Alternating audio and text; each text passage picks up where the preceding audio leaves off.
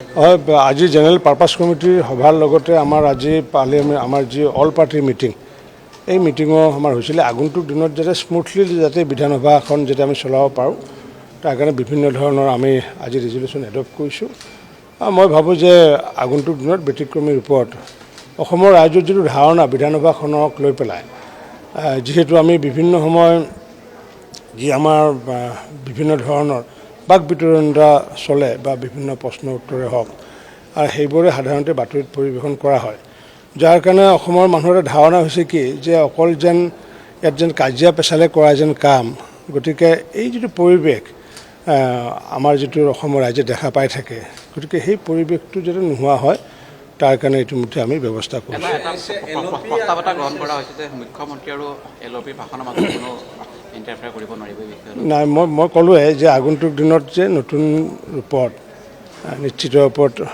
অসমৰ ৰাজ্যিক বিধানসভা যে কি সেইটো বুজিবলৈ বা হৃদয়ংগম কৰিবলৈ সহজ হ'বগৈ কাৰণ কিয় সততে যিহেতু বিভিন্ন প্ৰশ্নোত্তৰৰ সময়তে হওক বিভিন্ন ধৰণৰ ৰিপ্লাইৰ সময়তে যিটো পৰিৱেশ সাধাৰণতে বিভিন্ন টিভি চেনেলত দেখা পায় যাৰ কাৰণে জনমানসত বিধানসভাৰ প্ৰতি যিটো সন্মান সেই সন্মানটো কিছু কমি গৈছে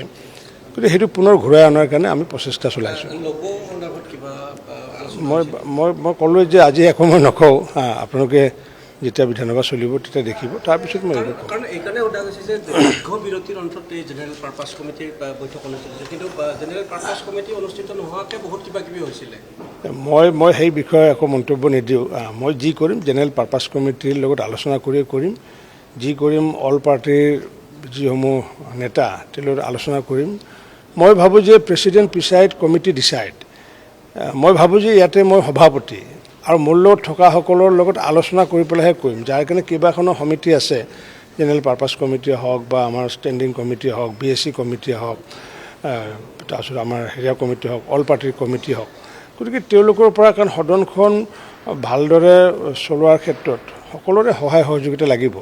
গতিকে সকলোৰে লগত আলোচনা কৰি পেলাই সুন্দৰ ৰূপত অসমৰ যাতে বিধানসভাৰ গৰিমাটো আগন্তুক দিনত বৃদ্ধি পায় তাৰ কাৰণে প্ৰচেষ্টা চলাব থেংক ইউ